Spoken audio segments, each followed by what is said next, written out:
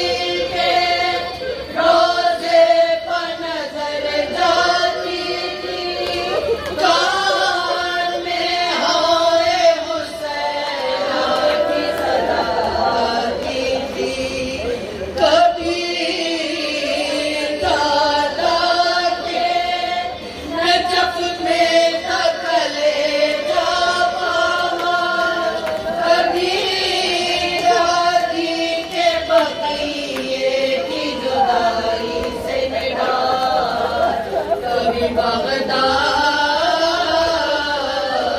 میں بابا کی لحد پر بہار کبھی روزے سے پیغمبر کے بچھڑنے کا ملال کرو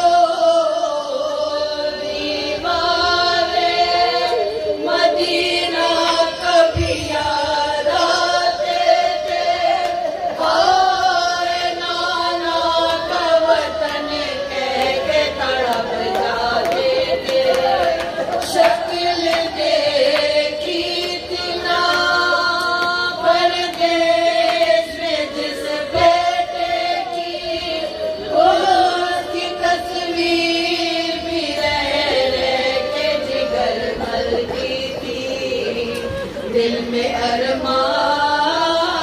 ارمان تھے نگاہوں میں غم مایوسی موت کے رنگ سے قریب اور بہت دور تقریب یاد فرزند دل زار کو برماتی تھی جیسے سغرا چہرے مظلوم کو یاد آتی تھی یاد آتا تھا کبھی کرب میں اس خار کا صورت زینب کبریٰ تھی جو بھائی پہ فدا سوچتے تھے کہ وہ ہوتی تو یہ ان سے کہتا ابھی کم سنے بھتیجا سے تم کو سونپا سرپرست کی تمہیں میری جگہ پر اب ہو یہ سمجھنا کہ یہ سجاد ہے تم زینب ہو دل خیالات ہم انگیز میں تھے ہم جو گرے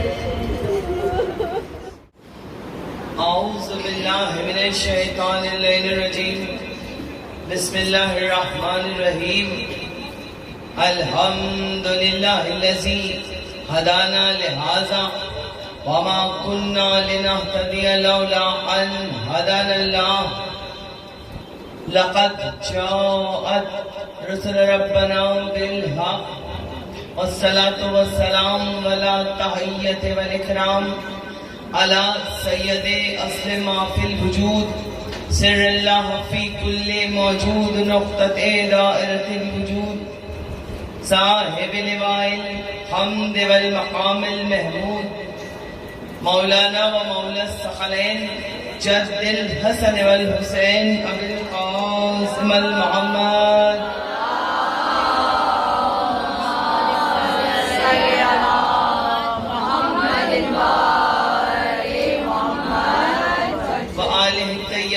الطاهرين المعصومين المنتجبين المظلومين ولعنة الله على أعدائهم أجمعين من يومنا هذا إلى يوم الدين أما بعد فقد سبحانه في محكم كتابه الحكيم وهو أصدق القائلين وقوله الحق إن الله مع الصابرين صلوات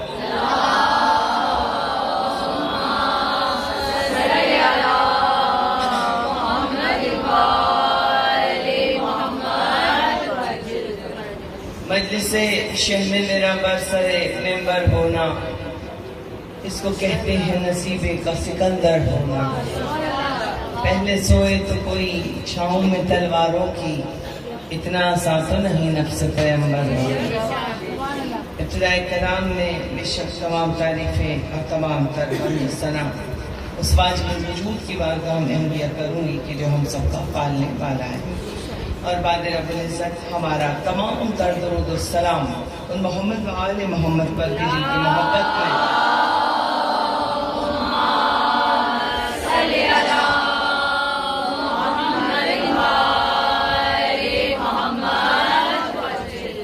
اللہ نے اس کائنات کو خلق فرمایا اور جن سے منسوخ ہو کر کے آیا ہے اتنی فضیلت پائی زندہ رہیے سلامت رہیے عزیزان محترم عزاداران حسین ماتمداران مظلوم کربلا سوگواران خانوادہ جناب سیدہ ماتمداران امام علی رضا علیہ السلام جتنی محبت سے آپ ان مجالس میں حاضری کا شرف حاصل کرتی ہیں جتنی عقیدت سے جتنے عشق کی منزلوں پر آپ ایک ایک قدم طے کرتی ہیں بیوی کے گھرانے سے ہمیں بہت محبت بہت عشق اور اس عشق کے اور محبت کے سفر میں ہم یہ نہیں دیکھتے کہ بارش برس رہی ہے یا سورج انگارے برسا رہا ہے کوئی بھی حالات واقعات ہوں موسم کی برہمی کیسے بھی ہو ہم تمام حالات واقعات کے رخساروں پر تماچا مارتے ہوئے لبیک یا حسین کہتے ہوئے مجلس حسین میں آ کر بیٹھ جائے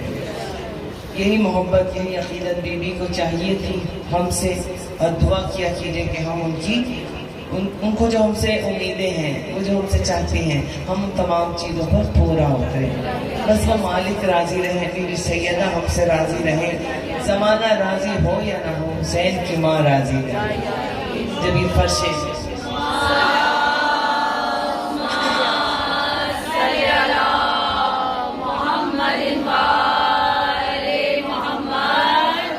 جب یہ فرش رشتہ ہے تو آپ سب جانتے ہیں یہ کوئی کہانیاں نہیں ہیں یہ کوئی ایسے ہی دل کو بہلانے کے لیے باتیں نہیں ہیں یہ کائنات کی اٹل ترین حقیقت ہے کہ جب یہ فرش عزا بچتا ہے تو جناب سیدہ یہاں سب سے پہلے تشریف لے آتے ہیں تو جب بی بی آ جائے صلی اللہ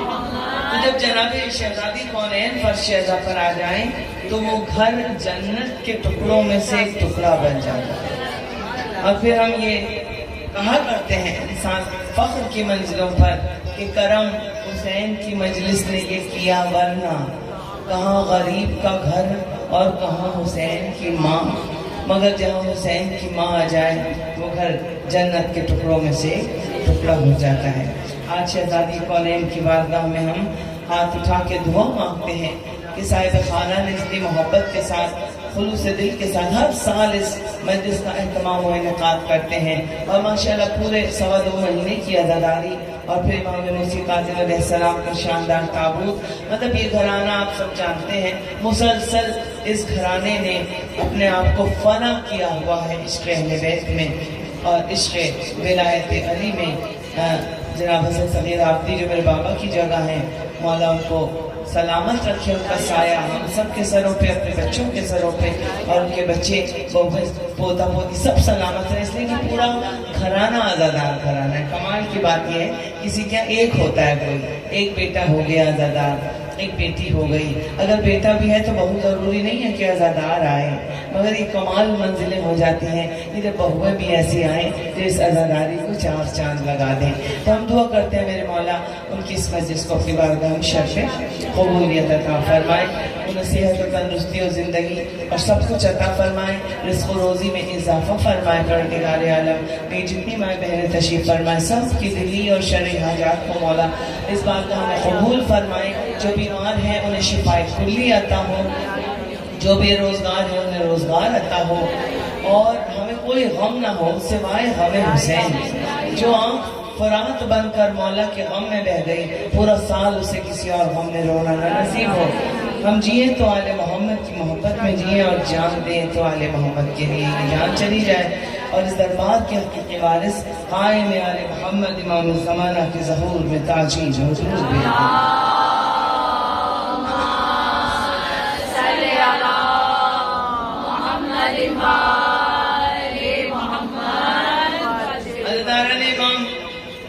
یہ مجلسیں، یہ تذکرہ محمد والے محمد ہمارے جینے کا سبب ہے، ہمارا مقصد حیات ہے، ہماری زندگی ہے، ہماری بندگی ہے، ہمارا عشق ہے، سب کچھ ہے. مطلب اگر ہم اپنی زندگی سے اور اپنے دل کی دھڑکنوں سے غم حسین کی کسک کو علیحدہ کر دیں تو خدا کی قسم ہم زندہ لاش بن کے رہ جائیں گے، چلتی پھرتی ایک لاش.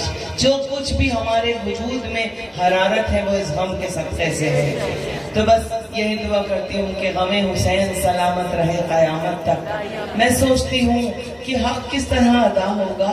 غم حسین زیادہ ہے، زندگی کم ہے، مگر جتنی بھی زندگی ہے یہ حسین کے غم میں بسر ہو جائے. بس یہی دعا ہے ہماری.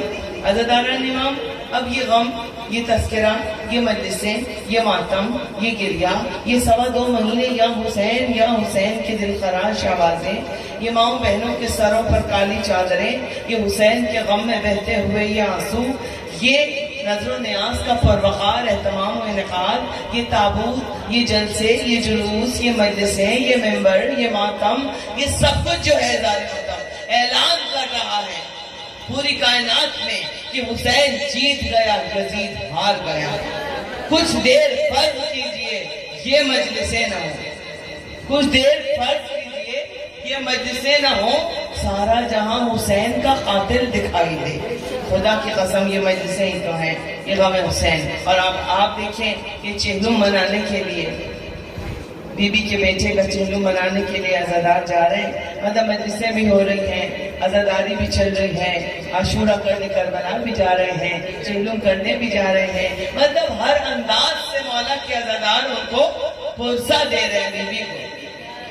تو دعا مانگنی چاہیے. اچھا، ان حالات میں جب پرسہ دے رہے ہیں جناب سیدہ کو ان کے عزادار، ان حالات میں اگر سوشل میڈیا پر یہ خبر آ جائے، یا کوئی بہت ہمارے قوم کو جو لوگ لیڈ کر رہے ہیں، جو ہمارے قوم کی پہچان بنے ہیں میڈیا پر بھی، جن میں علماء بھی آتے ہیں اور تمام مشہور شخصیات، اگر ان میں سے کسی کا یہ بیان آ جائے کہ جو مجلس میں عزاداری میں پیسہ خرچ ہوتا ہے یا چہلم پہ جانے میں جو پیسہ خرچ ہو رہا ہے، جتنے زائرین ابھی چہلم پر پاکستان سے گئے ہیں، تو وہاں نہ جائیں کربلا، بلکہ وہ تمام پیسہ سیلاب زدگان کو دے دیں. بہت بڑی شخصیت ہے، بات کا ہی نام نہیں لوں گی. میں یہ کہتی ہوں کہ جب یہ جملے سنتے ہیں کسی بڑے اپنے ایسے انسان سے کہ جو ہماری قوم کو لیڈ کر رہا ہے، تو دکھ ہوتا ہے کہ نہیں ہوتا ہے؟ دل کرتا ہے کہ نہیں کرتا ہے؟ دیکھیں سیلاب زدگان کی ہم نے بھی مدد کی اور آپ بھی کر رہے ہوں گے یقیناً کسی نہ کسی حوالے سے. یقیناً ہم لوگ ایسے سفاک لوگ نہیں ہیں. بلا تفریق رنگ و نسل اور مذہب و ملت کے جو بھی دکھی اور مستحق انسانیت ہے, انسانیت کے لیے کام کرنا سب سے بڑی بات ہے. سب سے بڑا مذہب ہے انسانیت کے لیے کام کرنا. لیکن عزیزان محترم اس چیز کو سمجھنا ہوگا ہمیں کہ یہ خیال جو ہے غریبوں کی مدد کر دو, یتیموں کے گھر میں راشن ڈلوا دو, بیواؤں کو کھانے کھلوا دو, ان کے یہاں شادیاں کروا دو, یہ تمام خیالات پورا سال کیوں نہیں آتے انسان کو؟ جہاں محرم کا مہینہ شروع ہوا اور عزاداری سید الشہداء میں پیسہ خرچ ہونا شروع ہوا, وہاں درد اٹھنے لگتا ہے غیروں کو نہیں اپنوں کو بھی. غیروں کی ہم کیا بات کریں, اپنوں کو بھی. مطلب ساری کٹوتی آپ کو مولا حسین کے ذکر سے کرنی ہے. مطلب کھانا نہ کھلاؤ وہاں دے دو, وہاں ڈونیٹ کر دو چیزیں, یہاں نہ کرو. یہ کیوں نہ کریں بھائی, کیوں نہ کربلا جائیں بھائی. پورا سال جب ہم اپنے مہنگے, پورے سال آپ یہ میسج دیجئے کہ جب مہنگے مہنگے برانڈز ہم خریدتے ہیں, برانڈڈ ایک ایک کرتا 10-10 ہزار کا کرتا پہن کے اور ڈسپوزیبل کی طرح پھینک دیتے ہیں اٹھا کے ہم اس کو. میں کیا کیا برانڈز کے نام لوں آپ کے سامنے. تو اب ہم جو وہ اتنے مہنگے مہنگے شاپنگ کرتے ہیں, ہم ہوٹلز میں جاتے ہیں, آپ 2 دریا جا رہے ہیں کسی بڑے ہوٹل میں, اگر آپ اپنے خاندان کے 10 لوگوں کو وہاں کھانا کھلا رہے ہیں, 20,000 کا آپ کا بل آ گیا. آپ نہ جائیے, آپ نہ کھائیے, آپ اپنی عیاشیوں پر پیسہ نہ خرچ کریں. انسان اتنے مہنگے کپڑے اور ملبوسات نہ بنائے. ایک ایک برائڈل ڈریس, ایک ایک شادی کا جوڑا دلہن کی 5 لاکھ سے تو شروع ہوتا ہے اور پھر لاکھوں تک. تو اتنی قیمت میں تو 10 یتیم لڑکیوں کی شادی کے جوڑے آ سکتے ہیں اور ان کی مدد بھی ہو سکتی ہے. تو پورا سال ہمیں یہ سوچنا چاہیے نا بھائی کہ ہم اپنی ان چیزوں پر پیسہ خرچ نہ کریں, بلکہ ہم غریبوں کی مدد کریں. بہت ساری مدد ہو سکتی ہے اگر ہم اس انداز سے کریں گے مدد. اب کیا ہوتا ہے, گھر میں پکی ہے سبزی, بچے کو نہیں پسند آ رہی, آرڈر کیا KFC آ گیا, میکڈونلڈ, کتنے کا بل آ گیا؟ 3,500 4,000 کا بل آ گیا. کھڑے کھڑے ہمارا بچہ ایک آرڈر پہ 5,000 خرچ کر دیتا ہے. نہ کریں نا ہم خرچ, آپ غریبوں کی مدد کریں, اس سے کوئی منع نہیں کر رہا, مگر مولا کی عزاداری سے مقابلہ نہ کریں. لوگوں کو اندازہ نہیں, اور وہ بھی بڑے بڑے علماء کو, بڑے لوگوں کو پتہ نہیں ہے, تو پھر عوام جو ذاکر جو عزادار ہے وہ کیا کہاں جائے گا؟ پتہ ہے کہ اس عزاداری سید الشہداء پر پیسہ خرچ کرنے کا ثواب کتنا ہے. اگر میں اس موضوع پر مجلس پڑھوں تو پورا 5 چاہیے, عشرہ بھی چاہیے, اور عشرہ نہ بھی صحیح تو 5 مجلس ہیں جو بتایا جائے کہ مولا کی عزاداری پر. تو اپنے لوگ یہ مشورے خدا کے لیے نہ دیا کریں کہ مولا کی مجلس میں کھانا نہ کھلاؤ, وہاں غریبوں کو دے دو, یتیموں کو دے دو. سیلاب بھائی دیجئے, سیلاب والوں کو بھی دیجئے, غریبوں کو بھی دیجئے, یتیموں کو بھی دیجئے, مگر حسین کی مجلس سے کٹوتی کر کے نہیں دیجئے, فرشیزہ لپیٹ کے نہیں دیجئے. اپنا لنگر مولا کے نام پہ جو کھلا رہے اس کو لپیٹ کر نہیں دیجئے. مولا کی مجلس اپنی جگہ, پورا سال باقی آپ کیجئے. اب عزیزان محترم, اب جب یہ اسٹیٹمنٹ سامنے آیا, اور بہت سے میرے بیٹیوں نے پڑھا ہوگا, نام نہیں لوں گی میں, کہ جب انہوں نے کہا بہت بڑی شخصیت نے کہ بھئی چہلم پہ نہ جاؤ کربلا, بلکہ سیلاب والوں کو یہ جو پیسہ خرچ اتنا ہو رہا دے دیں. کتنا دکھ ہو, یعنی کہ معرفت کے کہاں بیٹھے ہم لوگ, کون ہے ہم, پتہ ہے ہمیں کربلا کی زیارت کیا ہے, کربلا کیا ہے, اربعین کیا ہے, اس کربلا میں جانے کا ثواب کتنا ہے. امام صادق تو کہہ رہے ہیں نمک سے روٹی کھا لو, مگر کربلا کی زیارت کو ترک نہ کرنا. واجب ہے کربلا کی زیارت ہر مومن اور ہر مومنہ پر. جس مولا کا ہم تابوت اٹھانے آئے ہیں, مولا امام علی رضا فرماتے ہیں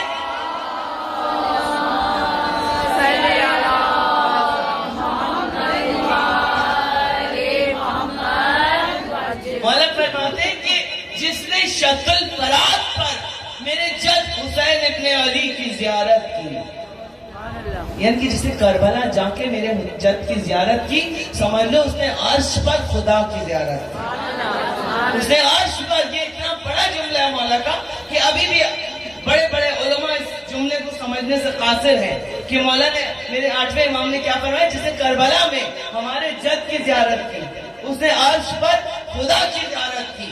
تو یہ وہ حسین ابن علی ہے کہ جس کے لیے بار بار سرکار فرمایا جس نے میرے بیٹے کی زیارت کی ایک دفعہ اسے 70 حج کا ثواب ہے. ایک مرتبہ جس نے مولا کی جالی کو جا کے چوم لیا کیا کیا ثواب ہے اس کے لیے. اور آج زمانہ جا رہا ہے اور یہاں ہم کہہ رہے ہیں کہ وہاں نہ جائیں. مولا کہہ رہے ہیں نمک سے روٹی کھا لو وہاں ضرور جاؤ. مولا کہتے ہیں جا نہ بھی سکو تو دل میں تمنا ضرور رکھو کہ ہم حسین کی زیارت کو جائیں. مولا کہتے ہیں اگر تم دل میں خیال بھی رکھو گے تمنا کہ کاش ہم بھی جائیں, سب جا رہے ہیں مولا ہمیں بھی بلائیے, تو مولا پھر آپ کا مقام کیا ہوگا مولا کی بارگاہ میں؟ خود بخود وسیلہ بنے گا. پیسوں کا انتظام مولا خود کریں گے, خود بلائیں گے. تھوڑے سے جمع کر لیں, اگر کم پڑیں گے غیب سے آپ کی مدد ہوگی. مولا آپ کو کربلا بلائیں گے. یہ سفر عشق کا سفر, روحانیت کا سفر, یہ وہ سفر کہ سفر کو کرنے کے لیے مولا کے چاہنے والی. یہ میرا میسج ہے. میں امام علی رضا پہ آؤں گی, اپنے مولا کا ذکر کروں گی, لیکن یہ پیغام کہ کون سا سفر ہے, یہ کون سے دربار ہے, یہ کس کا تابوت ہے؟ یہ اس فاطمہ زہرا کے بیٹے کا تابوت ہے کہ جب سارے دروازے بند ہو جاتے ہیں تو ہم اپنے مریضوں کو یا ہم اپنی مصیبتوں کو لے جاتے ہیں امام علی رضا کے روزے میں. مولا سب دروازے بند ہو گئے, بس اب آپ کا دروازہ کھلا ہے, اب آپ ہماری مراد پوری کیجئے مولا. اگر بیمار ہیں بچے, ڈاکٹروں نے جواب دے دیا, ہم لے گئے مولا کے باب شفا سے باندھ دیا. امام علی رضا ہماری اور صرف فاطمہ زہرا کا ایک بیٹا مدد نہیں کرتا ہے. اگر کربلا جا کے باب الحوائج مولا عباس کے روزے پہ باندھ دو تو میرا غازی دعاؤں کو قبول کرنے کے لیے بیٹھا ہوا ہے. جبھی تو شاعر نے کہا کہ مانگنے والوں کے دل کو یہ یقین ہے عباس نہیں کرنا تیرا دستور نہیں ہے. ابا مولا کبھی کسی کو انکار نہیں کرتے, نہیں کرنا تیرا دستور نہیں ہے عباس. تو یہ تو وہ ہستیاں ہیں عزیزاروں, ہمیں ان کے در سے جانے کو منع کر رہے کہ ہمارے پیسے خرچ ہوں گے, ہم یہاں نہ جائیں. یہ کون سی بات ہے؟ اگر کمایا ساری عمر کمایا, کپڑے پہنے, اچھا کھایا, اچھی زندگی گزاری, کربلا ہی نہیں گئے اور مر گئے تو کیا فائدہ اس زندگی کا؟ موت سے بدتر ہے وہ زندگی کہ اپنی زندگی میں آپ نہ کربلا جا سکے اور نہ کبھی دل میں خواہش رکھی اس بات. مولا کہتے خواہش تو کرو کربلا جانے کی, میں بلاؤں گا تمہیں. اربعین پہ جا رہے ہیں سوار, امام حسین باہیں پھیلائے. پہلے تو مولا کہتے ہیں عباس علی اکبر, بیٹا میرے زائر نے نیت کر لی, اس نے سامان باندھ لیا کربلا آنے کا. بیٹا اپنی حفاظت میں میرے بھائی عباس انہیں لے کے آؤ, میرے ظاہروں کو انہیں کوئی پریشانی نہ ہو. فرشتے جبھی تو کربلا جب جاتے ہیں امام ضامن نہیں مانتے عزیزاروں, اسی لیے ہم خود بخود مولا عباس اور جناب علی اکبر کی ضمانت میں آ جاتے. اور جب جاتے ہیں آپ کربلا, ملائکہ آپ کے پیروں کے نیچے اپنے پر بچھاتے ہیں. جب آپ کربلا میں قدم رکھتے ہیں زانے محترم, مولا حسین باہیں پھیلائے کھڑے ہوتے ہیں, آ جاؤ میرے ظاہروں, تمہارے نام میرے دل پہ لکھے ہیں. میں اپنے عباس کے کٹے ہوئے بازوؤں کی قسم کھا کے کہتا ہوں کہ میں تمہارا آنا بھی قبول کروں گا, ہر دعا بھی. تم آؤ تو صحیح, تم دل میں خیال سناؤ. تو یہ ہے حسین کی محبت. اور ایسا ہو نہیں سکتا کہ حسین مولا کے حرم میں جا کے آپ کوئی دعا مانگے اور آپ کی دعا کوئی رد ہو جائے. اللہ فرماتا ہے 3 دعائیں ایسی ہیں, 3 دعائیں جو میرے حرم میں اور حسین کے حرم میں قبول ہوں گی تمہاری ڈائریکٹ. یعنی کہ باقی جتنے بھی حرم ہیں, چاہے آپ نجف چلے جائیں, خراسان, سامرا, جہاں بھی جائیں, ہر حرم میں ایک ایک دعا کی قبولیت کی ضمانت ہے. فقط 2 حرم, خانہ کعبہ اور ایک امام حسین علیہ السلام کے قبے کے نیچے. فرمایا کہ یہ 2 حرم وہ ہیں جہاں 3 دعائیں تمہاری قبول ہوں گی, تم کبھی خالی ہاتھ نہیں لوٹو گے. ایسے ایسے لوگوں نے محبت کی, مولا نے ایسے مولا نے محبتوں کا جواب دیا کہ غریب شخص تھا عزیزاروں, کبھی بھی کسی کی باتوں میں نہیں آنا. اگر کوئی کہے یہ جمع جو کیا ہے یہ کسی کو ایسے ڈونیٹ کرنا ہے, کر دیں گے, پورا سال کچھ نہیں کھائیں گے, اس کو بھی ڈونیٹ کریں گے, یہ مولا کی زیارت کے لیے, یہ وہیں جائیں گے. عزیزاروں غریب آدمی تھا, امام بارگاہ اور مسجد تھی بنی ہوئی, وہاں جوتیاں سیدھی کر کے عزاداروں کی رکھتا تھا. غریب بہت تھا, قافلے جاتے تھے, سب سے کہتا تھا بھائی دعا کرنا میں بھی کبھی کربلا جاؤں اور مولا حسین کو میرا سلام ضرور بھیجنا. ایک مرتبہ 40 لوگوں کا قافلہ گیا عزاداروں. اس نے کہا مولا سے کہنا کہ میں اب بوڑھا ہو گیا ہوں, اپنی زندگی میں ایک دفعہ میں کربلا کی زیارت ضرور کرنا چاہتا. میں مرنا نہیں چاہتا اس زیارت سے پہلے, اور امام حسین علیہ السلام کو میرا سلام بھیجنا مولا ہمیں بھی کبھی بلا لے. وہ 40 کے 40 زائرین جب کربلا آئے, مہمان خانے میں ٹھہرے عزادار, یہاں معصومین کی حاضری ہے اس فرش عزا پر, اس لیے کہ آپ رو رہے ہیں, آپ گریہ کر رہے ہیں فضائل کی منزلوں میں. جہاں پر ایسا گریہ ہو وہاں اندازہ کر لیا کرو, معصومین تو ہر فرش پہ آتے ہیں, کہیں کہیں بیوی پتہ دیتی ہے کہ دیکھو میں تمہارے برابر میں اتنے قریب بیٹھ, تم محسوس کرو میرے آنے کو, دیکھو بیوی فاطمہ سمر تم کس بہن کے برابر میں بیٹھی ہوں, میری بیوی زینب کس بہن کے برابر میں, آج تو اجڑی ہوئی بہنیں بیٹھی ہیں نا, ایک بہن کا بھائی مولا رضا, ایک بہن کا بھائی عباس, حسین, ایسی ایسی بہنیں ام کلثوم. عزیزانو تو یہی حق ہے مجلس کا. سو گئے وہ 40 لوگ مہمان خانے میں, مسافر خانے میں. اب جو سوئے خواب میں امام حسین 40 لوگوں کے خواب میں آئے, اور مولا نے فرمایا کہ وہ جو ہمارا چاہنے والا وہ مسجد میں وہ غریب ہے نا, وہ جو ہمارے امام بارگاہ جوتے سیدھے کر کے رکھا, اس کو کہنا کہ تمہیں تمہارے مولا حسین نے سلام بھیجا, اور تمہاری ساری محبتوں کو حسین اپنے دل سے لگائے بیٹھے. ہمیں تم سے جتنی اس سے مجھ سے محبت ہے اتنی مجھے اس سے محبت ہے. تو آ یا نہ مگر تیرا آنا کربلا میں نے قبول کر لیا. نیت رکھو, صرف نیت, لگن, شوق, پیار. پھر دیکھیں آپ عزادار آ رہے ہیں. اب 40 لوگ جب ایک دم اٹھ کے کھڑے ہوئے, ایک دوسرے سے کہیں میں نے یہ خواب دیکھا, اس نے کہا میں نے بھی دیکھا, سب نے کہا ہم نے دیکھا, مولا حسین آئے تھے, مولا نے اسے سلام بھیجا ہے. تو یہ ہے حسین کی محبت. تو ان محبتوں کو سمجھنا ہوگا. عزاداران امام, اپنا دل و جان, ہمارا وجود بھی ریزہ ریزہ ہو کر حسین پر سے واری صدقے قربان ہو جائے, تب بھی ہم حق ادا نہیں کر سکتے. اس پیسے کی حیثیت کیا جو ہم حسین کی عزاداری پہ لگا رہے ہیں. بیوی کسی کا ادھار نہیں رکھتی, بیوی 10 گنا کر کے واپس پلٹاتی. تم نے 1 روپیہ خرچ کیا, میں غیب سے ایسی مدد کروں گی کہ تمہیں میں کسی کا مخروض نہیں ہونے دوں. تو یہ محبتوں کے عالم. عزاداران امام, ایک مرتبہ آج سکے بٹے ہیں میرے مولا رضا کے, آپ سب کو امام کے سکے ملے ہوں گے. عزاداروں, یہ کون سے سکے ہیں؟ یہ وہ سکے ہیں جو غدیر کے موقع پر وہاں سے آئے, اور وہاں پر یہ نئے سکے بنائے گئے علی ولی اللہ کے اقرار کے ساتھ, ولایت علی کے اقرار کے ساتھ, اور آج آپ سب کو بانٹے جا رہے ہیں. یہ برکت کے سکے ہیں. انہیں آپ اپنے جہاں آپ اپنا پیسہ رکھتے ہیں, جمع کرتے ہیں, وہاں ضرور ڈالیں, چون کے رکھیں. آپ دیکھیں آپ کے رزق و روزی میں کیسی برکت ہوتی ہے.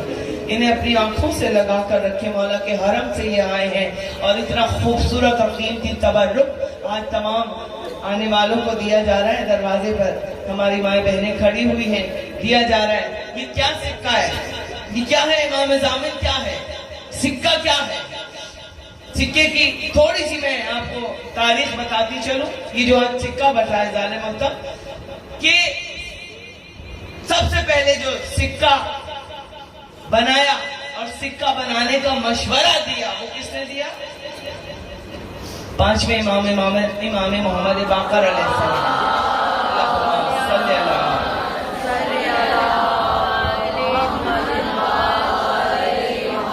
حشام بن عبد الملک کا دور, یعنی کہ 4تھے امام کو زہر دے دیا گیا, 5ویں امام کا دور آ گیا.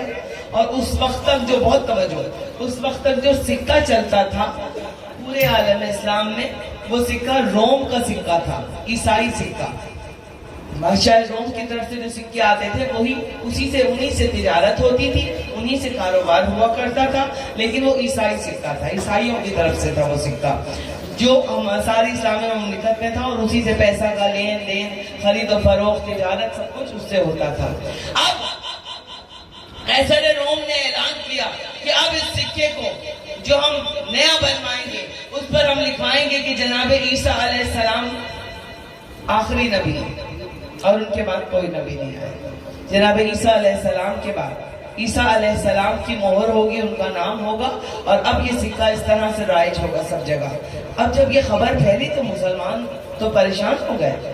مسلمان کہنے لگے, بہت توجہ میری طرف, تھوڑی سی تاریخ سن لیں آپ تو پھر آپ کو اس سکے کو چوم کے رکھنے میں اور عقیدت و معرفت آپ کی بڑھے گی کہ یہ کہاں سے آیا اور کس کا سکہ چل رہا ہے اس وقت پوری دنیا میں، یہ بھی بتاؤں گی آپ کو میں۔ تو اب محترم، اب جب سارے مسلمان کہنے لگے بھائی اب یہ اگر بات آ رہی ہے تو نبوت کی بھی توہین ہو رہی ہے، اسلام کی بھی توہین ہو رہی ہے، یعنی کہ آخری نبی کی بھی توہین ہے معذاللہ، اور اسلام کی بھی توہین ہے کہ وہ کہہ رہے ہیں کہ جناب عیسیٰ کا نام لگائیں، اس پہ ہم پرنٹ کروائیں گے، ٹکسال میں ڈھلوائیں گے اور اس کے بعد ہم لکھیں گے وہ آخری نبی تھے۔ اب مسلمانوں نے کہا یہ سکہ جب اب ہمارے پاس آئے گا ہم تو اس سے تجارت نہیں کر سکتے، ہم تو اس کو خرچ نہیں کریں گے، یہ تو ہمارے دین کی بھی توہین، ہمارے نبی کی بھی توہین۔ اب ہوتا یہ تھا، اب جب ایسی بات آتی تھی تو پھر وارث کے پاس آتے تھے، تخت و تاج چھوڑ کر وارث کی خدمت میں آتے تھے۔ اب آ گئے سب مولا امام محمد باقر علیہ السلام کی بات۔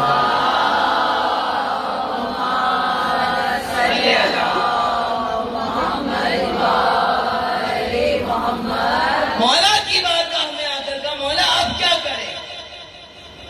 قیصر روم نے تو یہ حکم دے دیا، اور اس طرح کے سکے اب جب بازار میں آئیں گے مسلمان تو نہیں اس کو خرچ کریں گے۔ اب ایک مرتبہ میرے مولا امام پانچویں امام نے فرمایا کہ نہیں اب تم اپنا سکہ بناؤ، اور اس سکے پر جب وہ سکہ بنے گا تو اس پر امام کی مہر ہوگی، مہر لگاؤ۔ تو اذان محترم پھر مسلمانوں نے اپنا سکہ بنایا، اور جب تک مامون کے دور تک اس طرح سے جب سکہ چلا تو پھر اب یہ ہوتا تھا کہ مولا کی مہر ہوتی تھی اس پر، اور وہ سکے پھر مسلمانوں کے لیے آئے اور وہ پھر چلے۔ اور جب مامون کا دور آیا، مامون رشید کا دور آیا، تو اب اس میں کیا ہوا کہ جب امام علی رضا علیہ السلام کو ولی عہد سلطنت بنانے کا اعلان کیا،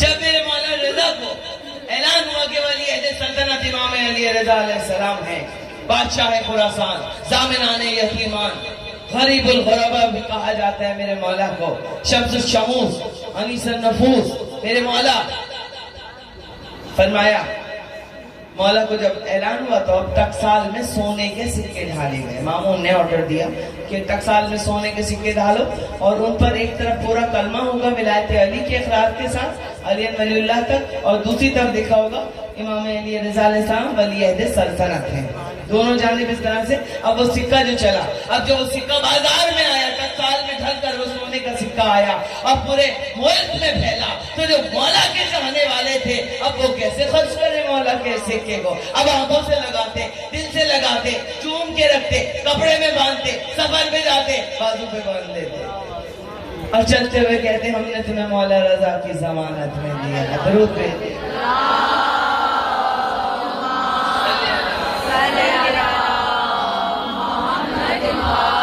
اب کوئی بھی مولا کا چاہنے والا،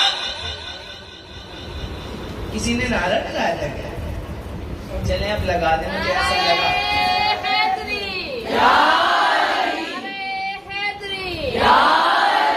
جی مولا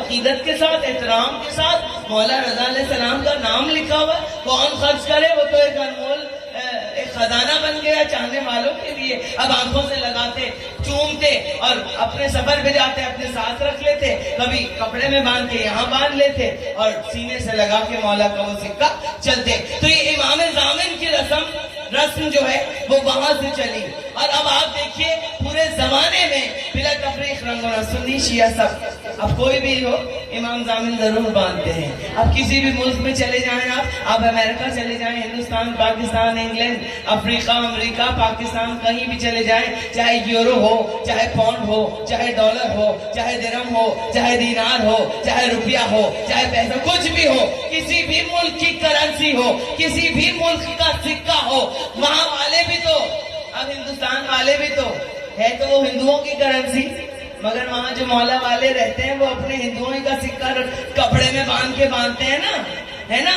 تو اب چاہے کسی بھی ملک کا سکہ ہو، بس جب وہ کپڑے میں باندھ کر امام علی رضا سے منسوب کر دیا تو پھر انسان امام کی ضمانت میں آ گیا۔ تو ایک جملہ کہوں، چاہے کسی بھی ملک کا سکہ ہو، مگر پوری دنیا میں سکہ جو چل رہا ہے وہ فاتح बेटे का सिक्का चल रहा है। मौला सलामत।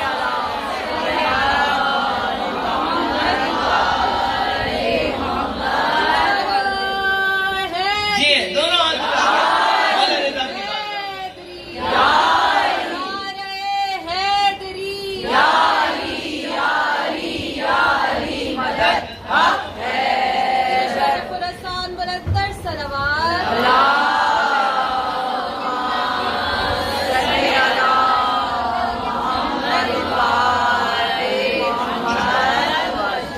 थोड़ा आगे तशरीफ लाइए। वो कह रही पीछे मोमिनात आ रही, जरा सा दुरूद पढ़ते हुए आगे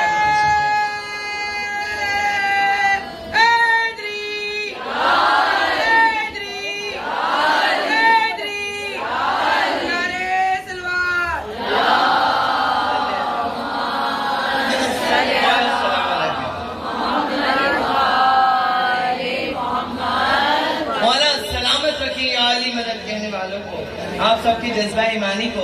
तो हम तो बड़े खुश नसीब लोग हैं भाई कि हम उन इमामों के मानने वाले हैं, उस दर पे हम झुकने वाले हैं कि जो कायनात जिसकी मोहब्बत में अल्लाह ने खल्क कर दी, सारी फजीलतें अली मौला के दरवाजे पर रख दी, सारी फजीलतें बीबी सैयदा के दरवाजे पर रख दी, और जो भी इनके दर से वाबस्ता हो गया उसने इतनी इज्जत और बुलंदी पाली कि जिसका कोई आप शुमार नहीं कर सकते। तो अब बड़े बड़े लोग ऐज़ान मुहतरम सिर्फ हम नहीं, गैर मज़ाहिब से भी अगर होते हैं लोग, बहुत सारे वाक़यात ऐसे हैं कि हमारे जिस भी मौला के हरम में चले जाएं आप, जब सारे दुनियावी दरवाजे आपके बंद हो जाएं तो फिर ये दरवाजा खुलता है। सब कहते हैं भाई अब दवा कर ली, डॉक्टर्स ने जवाब दे दिया, लाइलाज मरज है। अच्छा ये नामुमकिन है, ऐसा नहीं हो सकता। चलो ऐसा करो, कभी मशवरा देते हैं ईरान चले जाओ मौला रज़ा अलैहिस्सलाम के, कभी कहते हैं करबला चले जाओ, कभी मौला अब्बास की बारगाह में जाओ, कभी मेरे मौला हुसैन की बारगाह में जाओ, और कभी आप सामरा चले जाएं, कभी काज़मैन चले, जहाँ जहाँ भी फातिमा ज़हरा के बेटे हैं वहाँ वहाँ आप जाकर देखें। ये तो बता दिया कि जब आप हुसैन की जाली को थाम कर कुछ मांगे, ऐसा हो नहीं सकता कि आपको हुसैन मौला अता ना करे। कौन हुसैन? वो हुसैन कि जो जिसके लबों की जुम्बिश पर लोहे महफूज की तहरीरें बदल जाया करती हैं, वो हुसैन मौला मेरा। कि अगर राहिब ने कह दिया कि सरकार बेटे चाहिए, औलाद चाहिए, सरकार ने लोहे महफूज का मुताला किया, कहा राहिब किस्मत में नहीं है, तेरी तकदीर में औलाद नहीं है। रसूल जानते थे अभी मेरा हुसैन इससे अता करेगा। मैं कहूँ या रसूल अल्लाह, आप तो जानते थे, आप तो नबी हैं, दानाए सुबुल हैं, मौलाए कुल हैं, खत्मुल रसूल, यासीन, ताहा, आप मुजम्मिल, आप मुदस्सिर, आप कदीर, आप बशीर, आप तो हुस्न अव्वल हैं, आप तो इश्क़ अव्वल हैं, आप तो खुल्क़ अव्वल हैं, आप तो अदद अव्वल, ताबीर अव्वल, तनवीर अव्वल, तस्वीर अव्वल, तकदीर अव्वल, गिनती के पहले अदद, वजह तखलीक़ कायनात आप हैं। आप तो जानते थे हुसैन अता करेगा, आपने फिर राहिब से क्यों फरमाया कि तेरी तकदीर में नहीं है? तो रसूल का जवाब यही आएगा कि दुनिया वालों को ये बताना चाहता था कि जो चीज तकदीर में ना हो मेरे शफीर से मिल जाया करती, जो चीज मिलके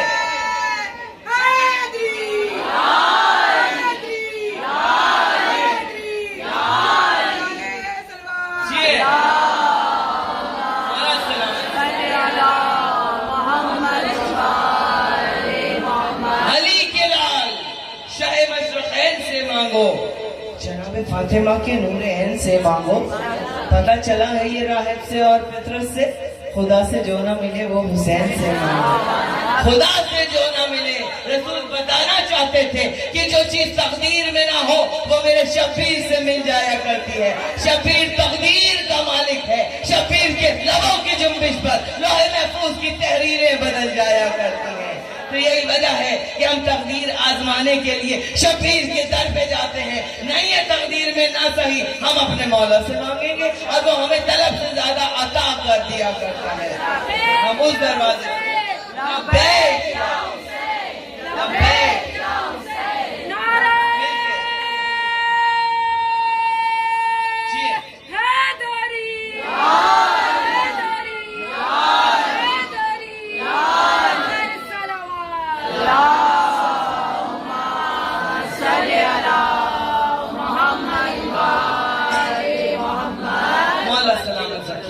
تو ہم بڑے خوش نصیب لوگ ہیں. ہم تو دنیا کے سب سے زیادہ دولت مند لوگ ہیں, بڑے امیر لوگ ہیں. ہمیں دنیا کی کوئی پرواہ نہیں. دنیا کے تخت و تاج ہماری قدموں کی ٹھوکروں میں ہیں. ہم تو ایک کے در کے بھکاری ہیں. اور اب آپ دیکھیے یہاں پہ جو بھائی مجھے لینے آتے ہیں, ان کی بیٹی کی کنڈیشن بہت سیریس تھی, اور وہ جب گاڑی میں مجھے لینے آتے تھے 2-3 سال سے, وہ مجھے کہتے تھے بہن میرے بیٹے کے لیے دعا ضرور کیجیے گا. اس کا آپریشن ہوا ماشاءاللہ, 6 مہینے کا تھا جب سے اس کو تکلیف تھی, اور میں ہر سال اس کے لیے دعا بھی کراتی تھی. اور اس سال ماشاءاللہ وہ بیٹا میرے استقبال کے لیے گیٹ پہ چھوٹا سا کھڑا تھا, اور اس نے میرے سے ہاتھ ملایا, میں نے اسے دعائیں دی, اور ان کے بابا اور ماں نے کہا کہ ماشاءاللہ آپریشن کامیاب ہو گیا, اور بالکل ہمارا بیٹا ٹھیک ہو گیا. تھوڑی سی چیزیں ہیں کہ کھانا وغیرہ ہضم نہیں ہوتا ہے, وہ ڈاکٹرز نے کہا وہ بھی وقت کے ساتھ ٹھیک ہو جائے گا انشاءاللہ. تو میں نے کہا بھائی میں نے تو مولا رضا علیہ السلام کے تابوت پہ دعائیں مانگی تھی, اس ممبر سے مانگی تھی, تو پھر ایسا کیسے ہو سکتا ہے کہ میری دعا قبول نہ ہو. تو عزیزانو یقین کی منزلوں پہ مانگو, اور وہ دعا مانگے گا جو آج تک پوری نہ ہوئی ہو, اور جس کے لیے آپ کے دل میں بھی ہوگی شاید یہ کبھی ہو ہی نہیں سکتا, وہ دعا مانگے, اپنے مولا پہ یقین رکھے, اور آپ دیکھیں کیسے دعائیں پوری ہوتی ہیں. اور اسی حوالے سے ایک بہت اچھا سا واقعہ ہے. یہ واقعہ یوں سنا رہی ہوں مولا رضا علیہ السلام کا, تاکہ آپ کے یقین کی منزلوں میں اضافہ ہوتا چلا جائے. دعا کیا کرے مولا, جس کے ہم ماننے والے ان کی معرفت عطا کرے ہمیں. جب ان کی ہمارے ایک جاننے والے تھے, پتہ ہے وہ ضعیف سے انکل تھے بزرگ, وہ دعا مانگتے تھے. کوئی بھی مولا کے تابوت پہ انہوں نے دعا مانگی, یا درگاہ پہ بیٹھ کے علم پہ بیٹھ کے انہوں نے کچھ بھی دعا مانگی, جو بھی ہم نے کہی اب دعا مانگی گئے. مٹھائی کا ڈبہ ساتھ رکھتے تھے, مٹھائی 1 پاؤ لے آؤ, تھوڑی سی لے آؤ. دعا مانگی مولا مجھے یہ عطا کر دے, میرے بچوں کو یہ دے دے, بیٹا پوتا دے دے, پوتی دے دے, نواسا نواسی. اب کوئی بیمار ہے بچہ مانگ لی. مانگنے کے بعد وہ مٹھائی لے کے نظر, بھائی نظر کیوں کر رہے, کہیں گے بس پوری ہو گئی, مولا کے شکرانے کے لیے نظر کر رہا ہوں. تو ہم کہتے تھے ابھی پوری کہاں ہوگی, ابھی تو آپ نے مانگی ہے. تو کہا تمہیں شک ہے کہ پوری نہیں ہوگی, جس در پہ بیٹھ کے میں نے مانگی, کیا تم لوگوں کو یہ شک ہے کہ میری دعا پوری نہیں ہوگی؟ میں نے دعا بھی مانگ لی, مولا نے قبول بھی کر لی, اور اب میں مٹھائی پہ نظر دے کر ان کا شکریہ بھی ادا کر رہا ہوں. تو یہ ہوتی ہے معرفت کی منزلیں. یقین اور بے یقینی کی کیفیت میں مت رہا کریں, یقین کی منزلوں پر جایا کریں عزیزانِ امام. پھر آپ دیکھیے کہ آپ کہاں پہنچتے ہیں یقین کی منزلوں پر جب آپ جائیں گے. تو اب ایک شخص تھا, تاجر تھا, بہت بڑا. تاجروں کے پاس بہت ظاہر ہے تجارت کرتے ہیں, بہت دولت ہوتی ہے. تہران کا رہنے والا تھا عزیزانو, بڑا مال و دولت, بڑا پیسہ تھا اس کے پاس. لیکن ایک وقت ایسا آیا, ایسا ہوتا ہے نا, حالات اوپر سے نیچے بھی آ جاتے ہیں. کسی نے غبن کر لیا, پیسہ کھا لیا آپ کا, بینک کرپٹ ہو گئے, دیوالیہ ہو گیا آپ کا. اس کے ساتھ بھی یہی ہوا, اس کا دیوالیہ ہو گیا, اور جتنی اس کی مال و دولت سب برباد ہو گئے, قرضوں میں جکڑ گیا. اتنے قرضے اس کے اوپر آ گئے کہ گھر میں کھانے کو روٹی بھی کا بھی مشکل سے انتظام. بہت رویا, اپنی زوجہ سے کہنے لگا میرے پاس تو ایک بھائی بھی نہیں ہے, تم کہیں سے پیسے جوڑ کے, اگر عورتوں کی عادت ہوتی ہے تھوڑا تھوڑا جمع کر کر کے رکھتی ہیں, کوئی تھوڑے بہت پیسے جوڑو, اور پیسے جوڑ کے تھوڑے سے مجھے دو, میں مولا رضا علیہ السلام کے حرم میں جاؤں گا. اور اب سارے دروازے بند ہو گئے, کون میری مدد کرے گا اتنے پیسوں کی کہ میں قرضہ اتاروں. یعنی کہ 2000 10,000 اتنے کچھ ملینز کی اس کے اوپر قرضے چڑھ گئے تھے, اور اتنا ہی پیسہ اسے چاہیے تھا اپنا کاروبار دوبارہ نئے سرے سے شروع کرنے کے لیے. کون دے گا؟ سارے سب سے بات کر لی.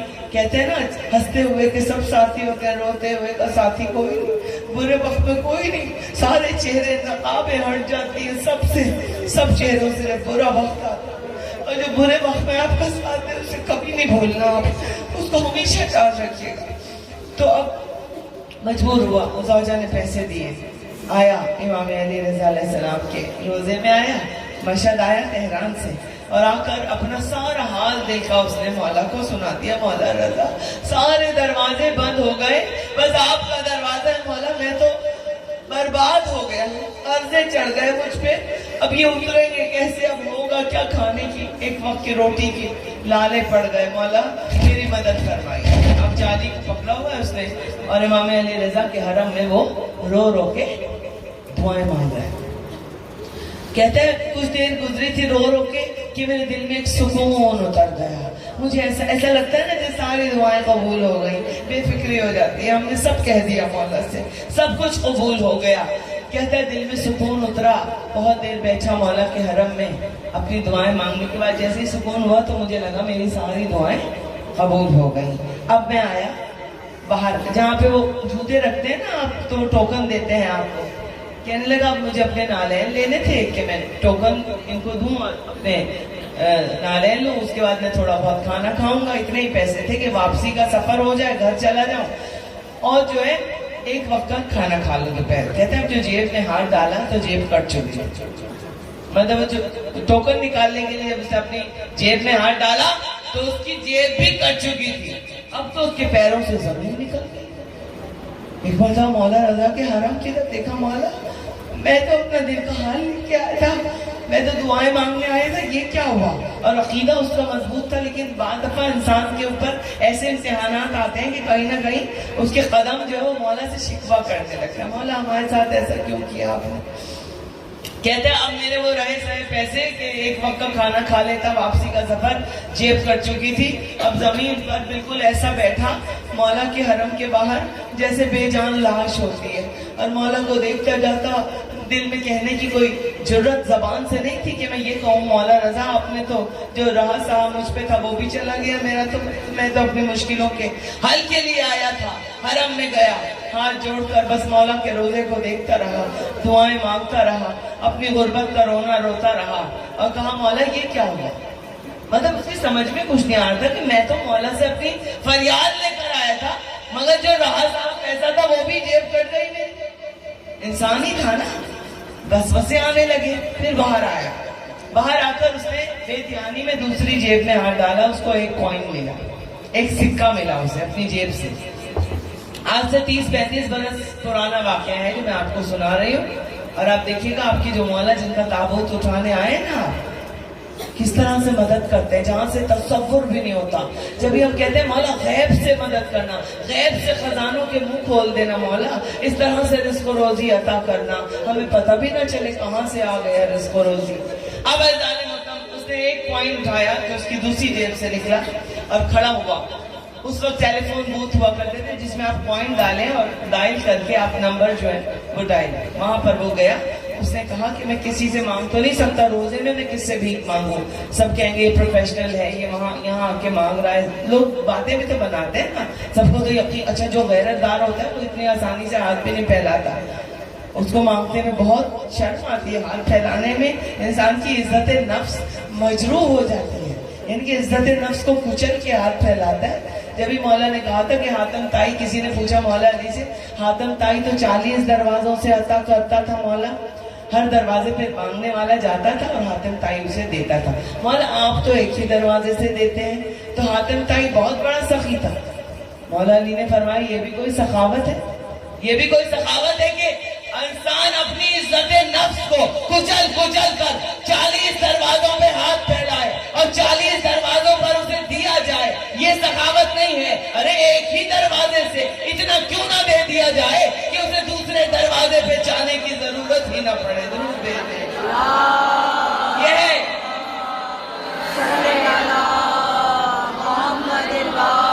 سخی وہی ہے جو سائل سے رد و قد نہ کرے سوال جو کوئی تو اس کو رد نہ کرے.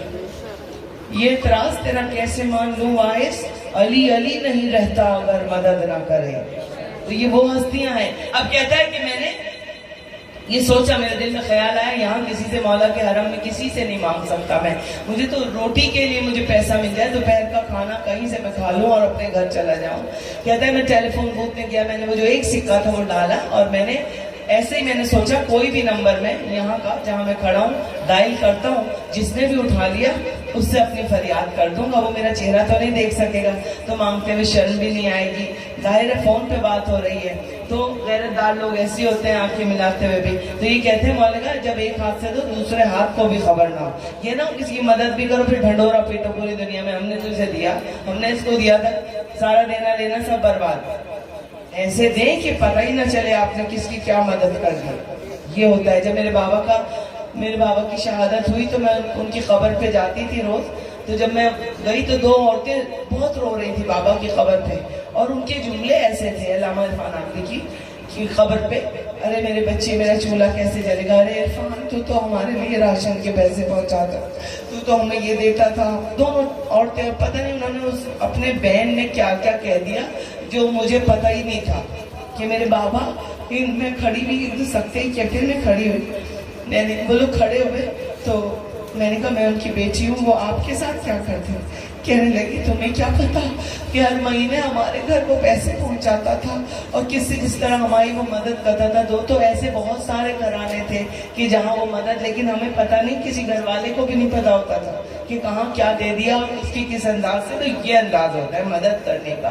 عزادارہ نے امام تو اب اسے نمبر ملایا، ایک شخص نے اٹھایا، اس نے کہا بھائی بات یہ ہے کہ میں مولا کے حرم میں آیا تھا، میری جیب کٹ گئی، پیسے نہیں ہیں میرے پاس، صرف اتنی مدد کر دیجئے. جب اس نے فون نمبر ڈائل کیا تو وہاں سے کسی شخص نے فون اٹھایا، کہا میری مدد کر دیجئے اور صرف مجھے کھانا ایک وقت کا چاہیے اور تھوڑا سا ایسا اتنا سا پیسہ کہ میں اپنے گھر تہران واپس جا سکوں، مشہد سے تہران. تو کہا کہ تم، اس نے کہا جس نے فون اٹھایا، کہاں کھڑے ہو تم؟ اس نے کہا میں مولا رضا علیہ السلام کے حرم کے باہر کھڑا ہوں، فلاں فلاں جگہ فلاں مقام پر، ٹیلی فون بولتے ہیں وہاں سے فون کر رہا ہوں. اس شخص نے کہا تم یہیں کھڑے رہنا، میں ابھی آ رہا ہوں. اور کہتا ہے وہ شخص وہاں بیٹھ گیا زمین پہ کہ بھائی چلو مولا نے میری فریاد سنی، کوئی تو ہے. 10 منٹ گزرے، 15 منٹ، 20 منٹ بعد میں نے سوچا اب تو بہت دیر ہو گئی. اس نے کہا تھا میں 5-10 منٹ میں آ جاؤں گا. آدھا گھنٹہ گزر گیا. کہنے لگا سب باتیں تو کر لیتے ہیں، پورا کون کرتا ہے. لیکن جب آدھا گھنٹہ گزرا تو دیکھا ایک بہت بڑی گاڑی آ کے رکی اور اس میں سے ایک شخص اترا اور اس نے زور سے کہا نام لے کر کے فلاں آدمی آ گئی بیٹھا. کہتا ہے میں کھڑا ہو گیا. میں نے کہا میں ہوں وہ. کہا تم نے فون کیا تھا؟ کہا. کہہ رہا میں سمجھا کہ یہ وہی صاحب ہیں جنہیں میں نے فون کیا تھا. کہا نہیں میں وہ صاحب نہیں، میں ان کا ڈرائیور ہوں، آپ کے لیے گاڑی بھیجیے، شاندار گاڑی، آپ آئیے. اور وہ بڑی عزت کے ساتھ مجھے وہاں لے گیا. ان کے گھر، ان کا گھر نہیں تھا، ایک محل تھا، بہت بڑا پیلس تھا، بہت بڑا. کہتے ہیں جب میں وہاں گیا گیٹ پہ تو وہ شخص جو صاحب خانہ تھا وہ میرے انتظار میں ٹہل رہا تھا اور جیسے ہی میں داخل ہوا اس نے مجھے گلے سے لگا لیا، اس نے مجھے سینے سے لگا. میں حیران، یہ تو غیر آدمی اتنی محبت، اتنا پروٹوکول مجھے دے رہا ہے، میرے ہاتھ چوم رہا ہے، کبھی گالوں کو بوسے اور بڑی عزت سے وہ مجھے اپنے اندر لے گیا. کہیں گے جلدی سے اس نے کہا کہ پہلے منہ ہاتھ دھو لو، تازہ دم ہو جا، میں کھانا لگوا. اب جو کھانا لگا تو اللہ اقسام کے کھانے اس کے دسترخوان پہ موجود، اور اس کا عالم یہ تھا کہ اس کا بس نہیں چلتا تھا، وہ میرے ہاتھوں کو چومے، وہ مجھے سینے سے لگا، وہ مجھے پیار کرتا چلا جائے. کہنے میں کھانا بھی کھا رہا تھا، سوچ بھی رہا تھا کہ اس کا عجیب سا رویہ ہے، ایسا ہوتا نہیں ہے. میں نے کھانا کھا لیا، مولا رضا کا شکریہ ادا کیا، مولا پردیس میں تو بہت اچھا کھانا مجھے مل گیا، بس اب یہ زیادہ راہ بھی دے دے تو میرے مسئلے حل ہو جائیں. دسترخوان لپیٹ دیا گیا. کہتے اب بیٹھا اور اس نے کہا بس اب تو سنا تیری کہانی کیا ہے، پریشانی کیا ہے. کہنے لگا میں نے ساری پریشانیاں اس کو اپنی بتا دی کہ میں تو بہت امیر آدمی تھا، بڑی تجارت تھی میری، مگر ایسے حالات نے پلٹا کھایا، ایسے میں بھنور میں پھنسا کہ میرے اوپر لاکھوں کا قرضہ چڑھ گیا اور میں مقروض ہو گیا بینکوں کا اور لوگوں کا. اور اس وقت یہ عالم ہے کہ میرے پاس ایک وقت کی روٹی بھی نہیں. میں مولا رضا کے حرم میں آیا، سارے دروازے تو میرے بند ہو گئے تھے امیدوں کے. میں نے کہا اپنے مولا سے کہوں گا کہ مولا میری پریشانیاں دور کر کے گئے، میری مدد، اور میں کہاں جا سکتا ہوں. مگر جب میں حرم میں آیا تو میری جیب بھی کٹ گئی، تھوڑے سے پیسے تھے وہ بھی نہیں رہے میرے پاس. کہتے ہیں کہ اس نے ساری کہانی سنی اور اس نے کہا یہ بتا کتنے کا قرض ہے تیرے اوپر. اس نے بتایا تقریباً 2000 یا 5000 کچھ اتنے ملینز کا قرض ہے تیرے اوپر. اس نے کہا اچھا اور یہ بتا جو نیا کاروبار تو شروع کرے گا اس کے لیے تجھے کتنا پیسہ چاہیے. اس نے کہا تقریباً 6-7-8 ملین اس کے لیے بھی مجھے چاہیے جو نیا کاروبار میں نئے سرے سے شروع کرو. کہتا ہے اس شخص نے چیک بک منگوائی، اس نے 2 چیک کاٹے اور اس نے ایک وہ چیک کاٹا جتنا مجھ پہ قرضہ تھا اور ایک وہ کاٹا کہ جتنا مجھے ضرورت تھی اپنے نئے بزنس کو شروع کرنے، کاروبار کے لیے. کہتا ہے جب وہ 2 مہینے آگے کیے تو میری آنکھیں جھپک نہیں رہا تھا، میں حیران تھا کہ اس نے اتنی بڑی مدد میری کی. میں نے کہا بھائی تھوڑے سے دے دیتا، تو نے یہ لاکھوں ملینز روپے مجھے دے دیے، یہ کیسے دیے؟ کیا وجہ ہے؟ تم نے اتنا مجھ پہ کرم کیوں کیا؟ کہنے کے اتنے میں اس نے ایک بچے کو بلوایا، جو بچہ اندر آیا اسے گود میں بٹھا کے کہا یہ میرا بیٹا ہے اور اس کو کینسر ہو گیا تھا، اور میں اتنا امیر ہوں کہ میں ہر اسپتال میں لے کر گیا، ایران کے سارے ہاسپٹلز بڑے بڑے میں نے سب جگہ علاج کرایا، میرے بچے کا کینسر آخری سٹیج پہ پہنچ گیا تھا، پھر میں اس کو لندن لے گیا، وہاں جا کے میں نے علاج کرایا، انہوں نے منع کر دیا، انہوں نے کہا بس ایک آخری رپورٹ ہے جو آئے گی، اس کے بعد ہم یہ فیصلہ کریں گے کہ اب تیرا بچے کا علاج چلے گا بھی یا بس لا علاج ہے، کچھ ہو نہیں سکتا۔ جواب دے دیا ڈاکٹر، کہنا میں اپنے بچے کو لے کے میں مولا رضا کے حرم میں چلا گیا اور میں نے رو رو کے دعائیں مانگی، مولا رضا مولا جب سارے دروازے بند ہو جاتے ہیں تو آپ کا دروازہ سارے ڈاکٹروں نے اور سرجنوں نے جواب دے دیا، آپ تو سب سے بڑے سرجن، سب سے بڑے ڈاکٹر، سب کچھ آپ کے پاس ہے، مولا مجھے اپنے دربار سے خالی نہ لگ۔ کہتے ہیں میں اپنے بچے کو لے کے گڑ گڑا کے رو رہا تھا، میں دعائیں مانگ رہا تھا کہ ایک مرتبہ مجھے ایسا محسوس ہوا کہ میری مولا نے سن لی، اور میں ساری رات وہاں گزار کے اپنے بچے کو لے کے گھر آیا۔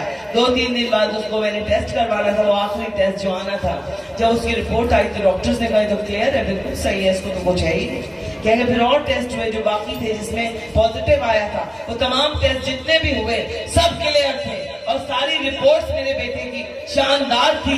ڈاکٹر نے کہا اسے تو کینسر تھا مگر اب کچھ بھی نہیں ہے، بالکل صحیح رپورٹس ہیں۔ کہنے لگا کہ اس کے بعد اچھا میں نے منت کیا مانی تھی؟ اس شخص سے منت مانی تھی مولا میرے بچے کو ٹھیک کر دیں گے تو میں آپ کے ایک زائر کی خدمت کروں گا، جو بھی آپ کا زائر آئے گا مولا میں اسے طلب سے زیادہ عطا کروں گا، میرے پاس بہت پیسہ ہے مگر یہاں آ کے پیسہ ہار گیا مولا، آپ جیت گئے، آپ کے دربار میں آیا ہوں۔ کہنے جب میرا بیٹا ٹھیک ہو گیا تو خوشی کا عالم یہ تھا، اس خوشی میں وہ بھول گیا وہ منت پوری کرنا کہ میں کسی زائر کی مدد کروں گا مولا کے، مولا رضا کے حرم میں جو بھی آئے گا۔ کہنے لگے بھائی کل رات مولا رضا میرے خواب میں آئے تھے اور میرے مولا رضا علیہ السلام نے مجھ سے کہا تیرے بیٹے کو ہم نے شفا دے دی، اب ہمارا ایک زائر تیرے پاس آئے گا، بہت پریشان ہے وہ، اب تو اس کی مدد کرنا، جو میری منت تھی تو اسے پورا کرنا۔ کہا میرے مولا میرے خواب میں آ کے جب مولا نے مجھے یاد دلایا میں اٹھ کے بیٹھ گیا، اور میں پورا وقت اب میں سوچ رہا تھا کہ اتنا بڑا مولا کا حرم، لاکھوں کروڑوں زائرین، میں تلاش کیسے کروں گا کہ میں کس کی مدد کروں، کون آئے گا مولا کی طرف سے میرے پاس۔ کہتا ہے اتنی دیر میں صبح ہوئی اور تیرا فون آیا اور میں نے فون اٹھایا اور تو نے کہا کہ میں مولا کے حرم سے بات کر رہا ہوں، مجھے مدد کی ضرورت ہے۔ بس میں سمجھ گیا مولا رضا نے مجھے تیرے لیے بھیجا، کہا میں نے تجھے بلوایا اور پھر میں نے اس انداز سے اپنی منت پوری کی۔ عزاداروں تو یہ وہ دروازے ہیں جن دروازوں پہ آپ مانگ کے تو دیکھو تمہیں طلب سے زیادہ عطا کر دیا کرتے ہیں۔ درود بھیجیں گے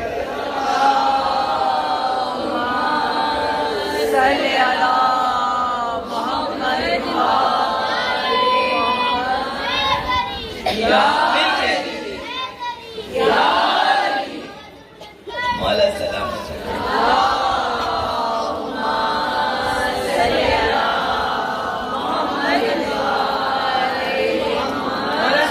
رکھے۔ تو اس انداز سے آپ مانگیے اپنے مولا سے، وہ طلب سے زیادہ آپ کو عطا کریں گے۔ یہ وہ تمام پریشانیاں اس شخص کی بھی دور ہوئی، اسے بیٹا مل گیا، اسے پیسہ مل گیا، اس کی بھی مراد پوری، اس کی بھی مراد پوری۔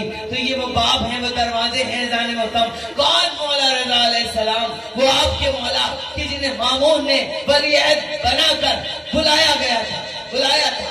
ان کی تفصیل میں یوں نہیں جاؤں گی کہ پھر مجلس بہت لمبی ہو جائے گی، مگر 2-4 جملے اپنے امام کے حوالے سے مجھے پیش کرنے ہیں اور پھر میں مصائب سے مسلسل ہو جاؤں گی کہ یہ وہ مولا رضا، ان کا جو روزہ ہے ویسے تو کہتے ہیں غریب الغربا، لیکن آپ مولا کے روزے کی شان جب جا کے دیکھیں تو مولا کہیں سے غریب لگتے ہیں آپ۔ کیا شاندار روزہ ہے، کیا سونے کی جالیاں، کیا عطر کی خوشبو، کیا ایرانی قالین، کیا خوب فانوس اور کیا جھالریں اور کیا انداز اور زائرین کا ہجوم اور مولا رضا کا دسترخوان اور کیا صحن اور کیا حرم۔ مطلب آپ کہاں جاتے ہیں جب ایران جاتے ہیں؟ पूरी दुनिया में ऐसी कोई इमारत नहीं तामीर हुई।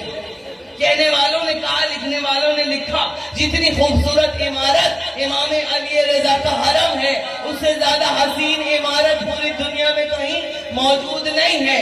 तो आप फिर भी जब जाए तो लगता है, कहते हैं कि भाई बहुत अमीर मौला, बादशाह मौला हमारा, शहंशाह मौला, फिर मौला को गरीबुल गुरबा क्यों कहा जाता है?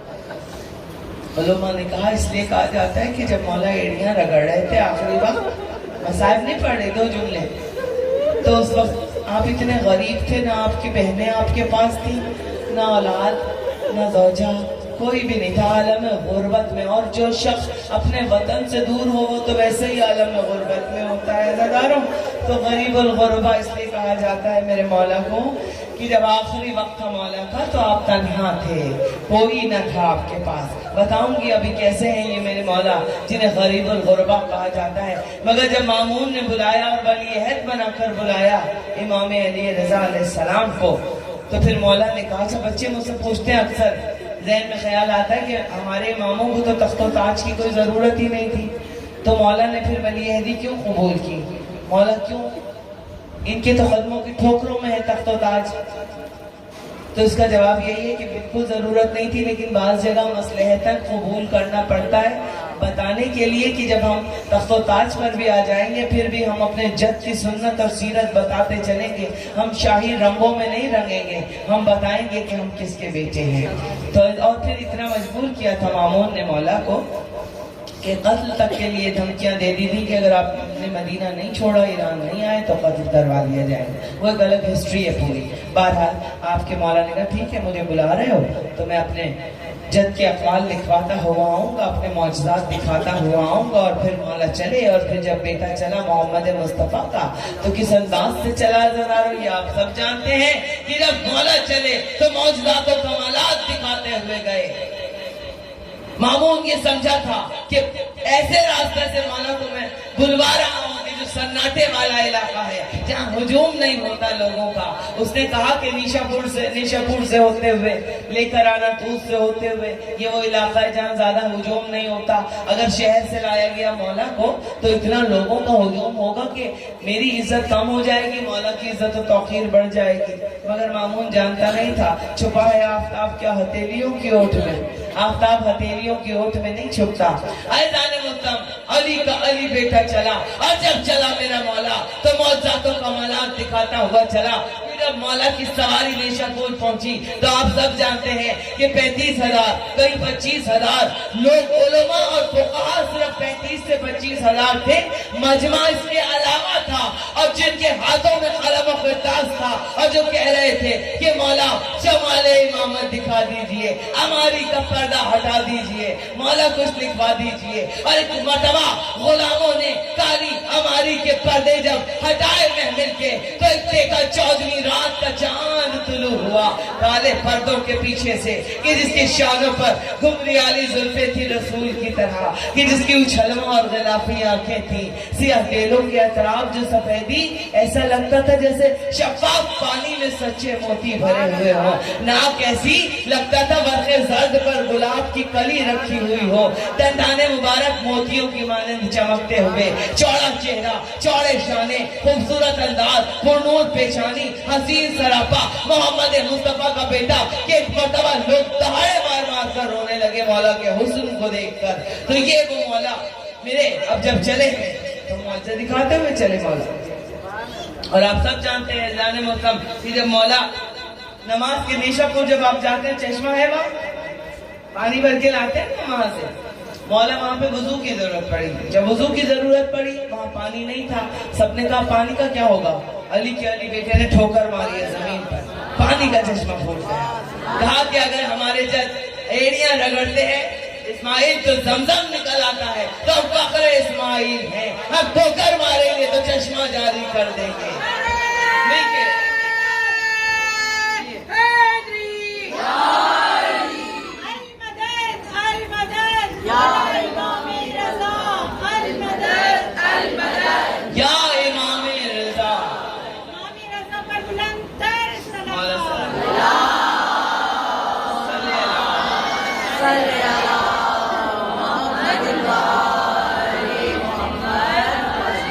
समेटते हुए जल्दी जल्दी, बहुत बड़ी सवारी है मौला की, लेकिन एक मजलिस में मुझे जल्दी से इसको समेट के एक नतीजे तक लाना है। अगर मैं सिर्फ ये पढ़ूं कि मौला अज़ादार कैसे थे तो एक अलग मजलिस हो जाएगी, किस तरह उन्होंने अज़ादारी को कायम किया एक अलग मजलिस हो जाएगी, किस तरह से मौला के मौज़ात रहे तो बहुत अलग अलग मौजू है।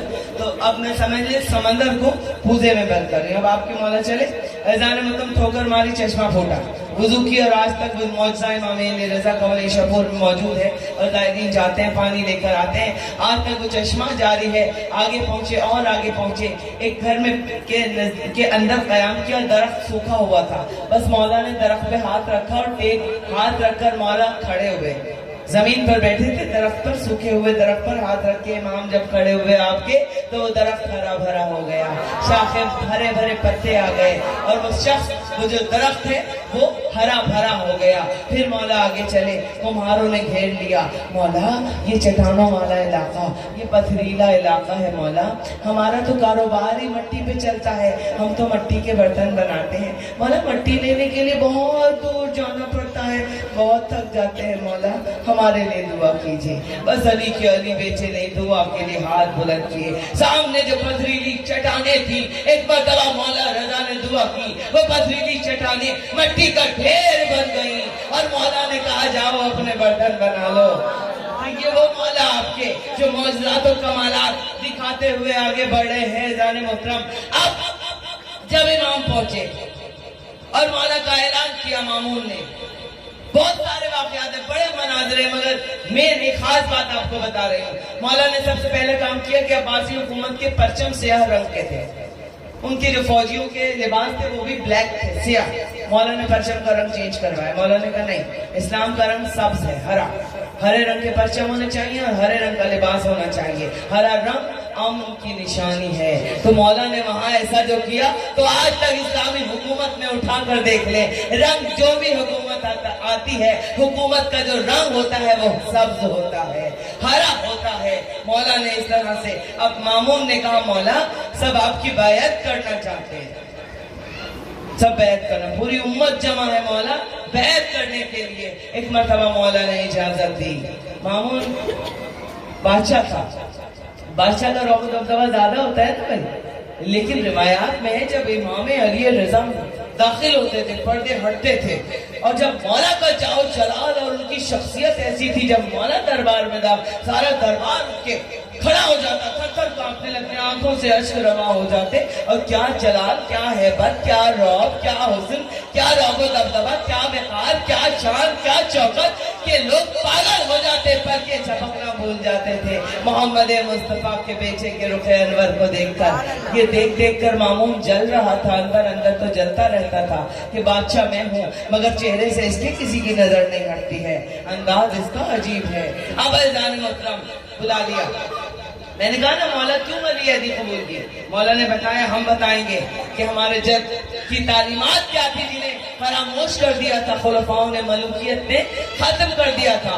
अब मौला ने इजाजत दी, आ जाओ, बहुत तवज्जो पीछे, आखिरी ये जुमले मसाहिब से मुसलसल। मौला ने फरमाया उम्मत खड़ी हुई है बैत करने के लिए, आ जाओ, सारी उम्मत बैत करने के लिए, एक एक इंसान आता जा रहा है। आपके मौला ने बैत के लिए हाथ कैसे उठाया, मौला ने अपना हाथ चेहरे के सामने इस तरह से कर लिया। एक मरतबा मामून ने कहा मौला ये कौन सा अंदाज है बैत का, मौला बैत तो इस तरह की जाती है, इस तरह हाथ पे हाथ रखा जाता है। मौला ने कहा तुझे नहीं पता इस बात का कि हमारे जद रसूल खुदा का ये अंदाज था बैत करने का, जो इमामत और रिसालत होती है वो बैत के लिए हाथ नहीं फैलाती, अपने हाथ को बुलंद रखती है, ऐसे बैत की जाती है। अब जब मौला ने कहा तो सब लोगों ने कहा मामून से, मामून तुझे शर्म नहीं आती, इतने साल से हुकूमत कर रहा है, तुझे ये नहीं पता कि रसूल का तरीका कार क्या था बैत का।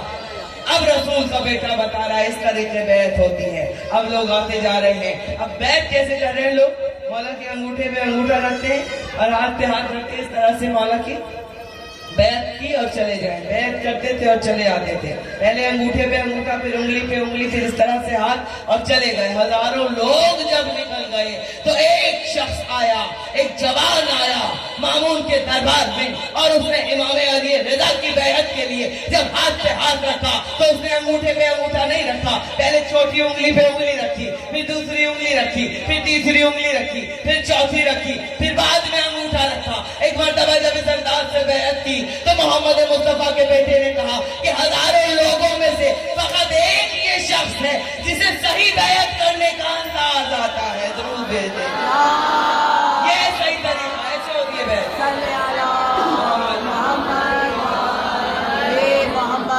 مولا نے فرمایا صحیح طریقہ یہ نہیں ہے کہ پہلے آپ انگوٹھے پہ انگوٹھا رکھ رہے ہیں، صحیح طریقہ ہے چھوٹی انگلی پہ پہلے چھوٹی انگلی آئے گی اور پھر اس طرح سے ساری انگلیاں آ کے یہ ہے۔ اب جب اس نوجوان نے بیعت کی، مولا نے کہا ہزاروں کر کے چلے گئے، مسکرا کے فرمایا مگر یہ شخص آیا ہے صحیح جس کو پتا ہے کہ ہمارے جد رسول خدا کس طرح سے بیعت لیا کرتے تھے۔ مامون کہنا مولا پھر وہ جو ہزاروں لے کے چلے گئے، مولا نے کہا وہ سب غلط ہے، کہا پھر دوبارہ کروائیں، کہا ہاں یہی صحیح طریقہ ہے۔ اس انداز سے مولا اپنی تعلیمات اپنے جد کی دیتے چلے جا رہے ہیں، بتاتے چلے جا رہے ہیں۔ اب جب بیعت ہو گئی تو اب کیا ہوا؟ مامون نے کہا عید، یہ رمضان میں ہوئی بیعت، عید آنے والی تھی، عید بس سمیٹ دیا۔ عید جو آئی شاہی لباس بھیجا ولی عہد سلطنت کے لیے مامون نے کہ مولا نماز آپ پڑھائیں گے، عید کی نماز آپ پڑھائیں گے۔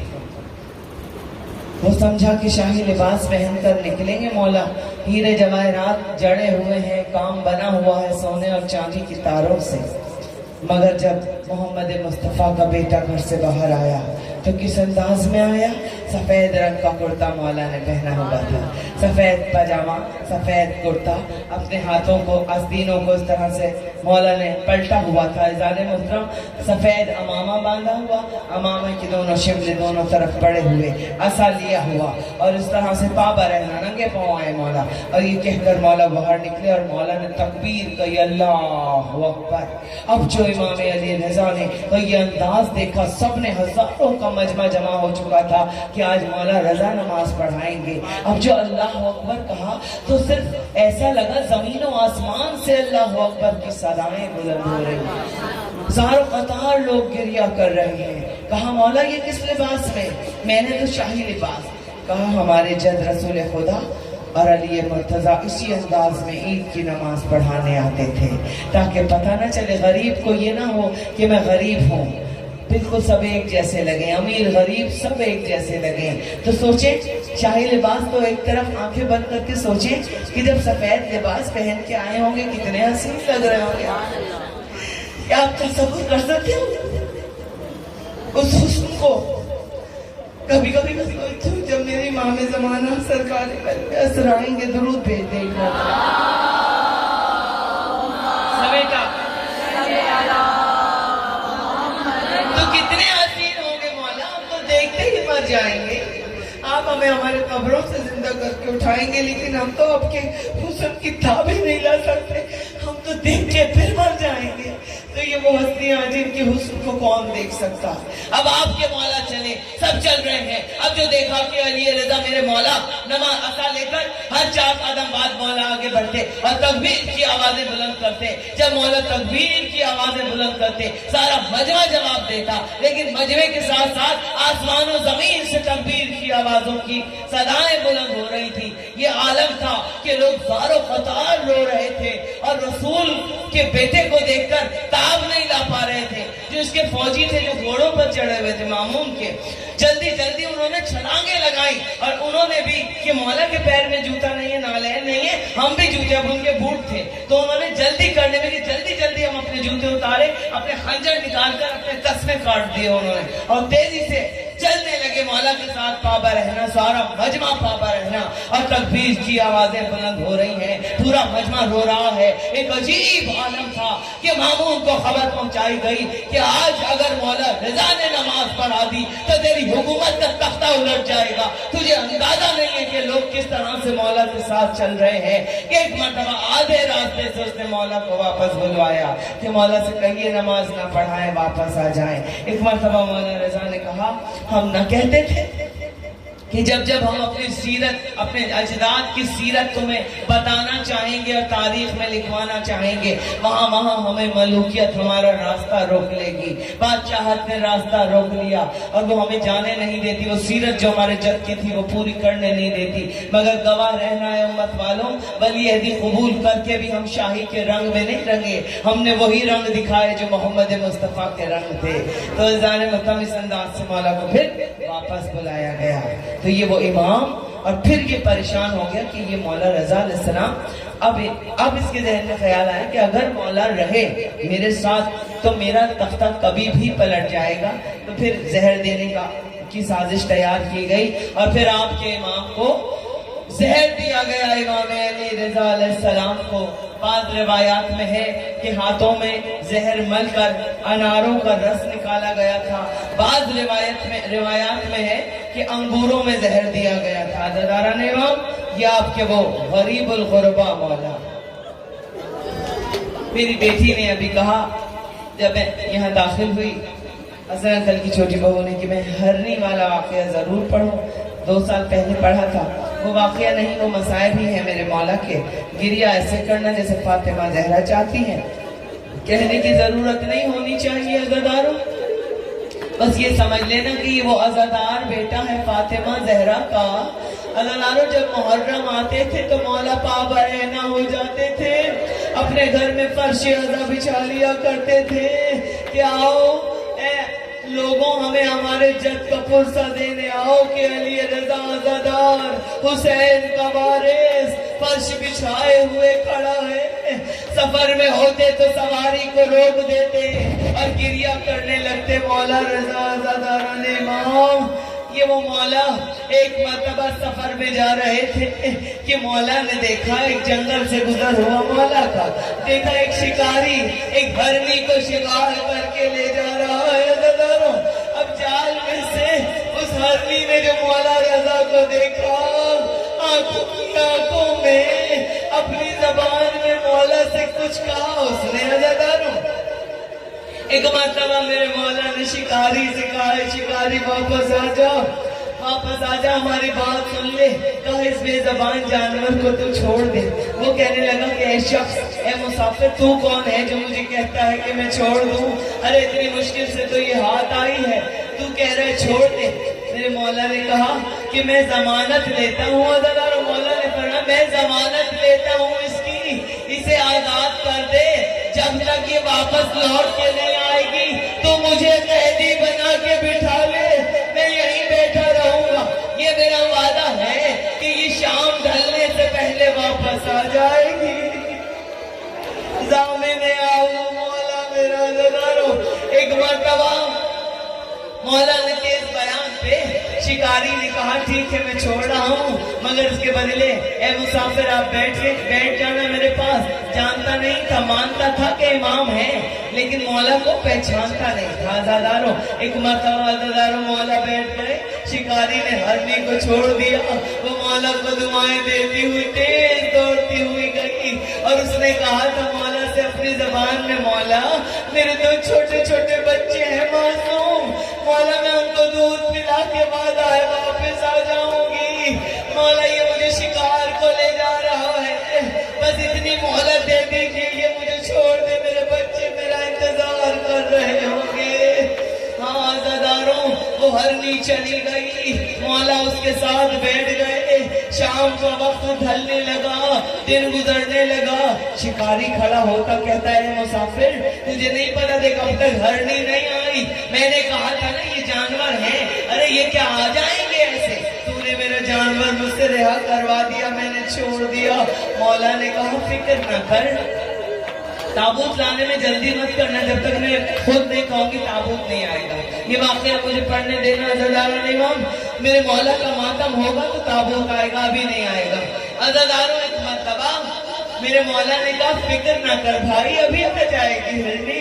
अज़ादारों दिन ढलता गया, शाम हो गई, मगरिब का वक्त आया, शिकारी खड़ा हो गया और बहुत बेकरार हो के कहने लगा कि तुम्हारे कहने पे मैंने हरनी को छोड़ दिया, देखा वो वापस नहीं आई। बस एक मर्तबा मौला ने कहा हम बैठे तो हैं तेरे पास, देख उसके बदले हम बैठे हैं, हमने जमानत ले रखी है, तू थोड़ी देर इंतजार कर, वो आ जाएगी। बस थोड़ी देर गुजरी थी कि गाड़ी उड़ती हुई सामने से देखी। अब जो देखा तो सिर्फ हरनी अकेली नहीं थी, छोटे छोटे दोनों बच्चों को लिए हुए दौड़ती हुई आ रही थी और मौला ने जाके कदमों में सर रख दिया, अपने बच्चे मौला के कदमों में दे दिए। एक मर्तबा मौला ने कहा कि हरनी तूने इतनी देर क्यों लगा दी, तूने जल्दी क्यों ना आई। अज़ादारों इमाम, अब इमाम वो होता है जो जानवरों की जबान भी जानता है, मगर मौला ने चाहा कि इस हरनी का जवाब ये शिकारी भी सुने। मौला का हुक्म हुआ, उसने जबान को बदला। अब उसकी गुफ्तगू ऐसी हुई कि शिकारी की समझ में भी आ रहा था कि ये जानवर ये क्या कह रहा है मौला से। कहने लगे मौला मेरा वादा था, आप इमाम वक्त है मौला, मैं तो आपसे कह के गई थी बच्चों को दूध पिला के आ जाऊंगी, मगर मैं अपने बच्चों को दूध पिला के जब पलट रही थी मौला तो मैंने देखा मेरे जंगल के बहुत सारे हरन बैठे हुए मजलिस शबीर कर रहे हैं कि आज मुहर्रम का चांद नजर आ गया। मौला मैं भी उस मजलिस में बैठ गई, मैंने ये सोचा मेरी जिंदगी की आखिरी मजलिस है, फिर मेरी शिकारी मुझे ज़िबा कर देगा। बस मैं मजलिस खत्म होते ही आपकी बारगाह में आ गई। ये सुनना था अज़ादारों, मेरे मौला दहाड़े मार मार कर मेरे मौला गिरिया करने लगे। बस ये जो सुना शिकारी कदमों में गिरा, कहा आप मौला रज़ा है क्या, अरे मुझे माफ कर दे मौला, अरे मुझे नहीं पता था कि मैंने अपने इमाम को इतनी देर यहाँ बिठा के रखा। अरे मौला आप पे से कुर्बान, मैंने हरनी को भी आजाद कर दिया, इसके बच्चों को भी आजाद कर दिया। तो ये आपका मौला अज़ादारों, वो मौला मेरे कि अपने घर में जब मजलिस कराया करते थे तो देवल खजाई और बहुत से शोहरा के मातम किया करते थे। अब अज़ादारों एक साल मुहर्रम का जब चांद नजर आया, देवल आया, आकर मौला ने खड़े हो गए, मौला गले लगा के पुरसा दिया, मौला अपने अजद का पुरसा ले ले, अपने अब्बास के बाजुओं का पुरसा, अपने हुसैन का पुरसा, अपने कड़ियल जवान अली अकबर का पुरसा। मेरे मौला ने देवल से कहा तू लिख कर लाया है मर्सिया, कहा हाँ मौला लाया मर्सिया, कहा तू मिंबर पे बैठ। एक मर्तबा थर कांपने लगा, मौला आप नीचे बैठेंगे मैं मिंबर पे नहीं बैठूंगा। मौला ने कहा नहीं, हम तारीख में लिखवाना चाहते हैं कि ज़ाकिर हुसैन का मर्तबा ये है कि वो मिंबर पे बैठे।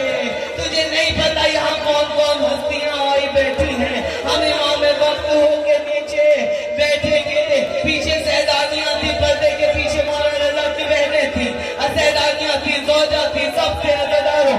अब जो देवल ने मर्सिया शुरू किया, मेरे मौला हुसैन का पुरसा ले ले, ए बीबी फातिमा ज़हरा, आपके गुलशन के फूल किस तरह से बिखर गए, अरे पुरसा ले ले।